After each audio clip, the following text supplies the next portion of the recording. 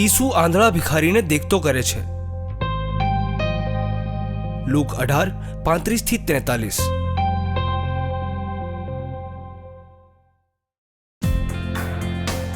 જ્યારે ઈસુ યરીખોની નજીક આવી રહ્યા હતા ત્યારે એક આંધળો સડકને કિનારે બેસીને ભીખ માંગી રહ્યો હતો.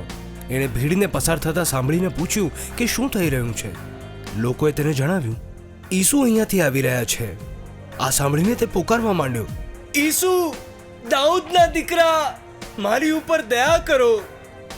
આગળ ચાલવાવાળા તેને ચૂપ કરાવવા માટે ધમકાવવા માંડ્યા, પણ એ હજુ વધારે જોરથી બોલ્યો, દાઉદના દીકરા, મારી પર દયા કરો. તો ઈસુ રોકાઈ ગયા અને તેમણે તેને પાસે લાવવા માટે કહ્યું.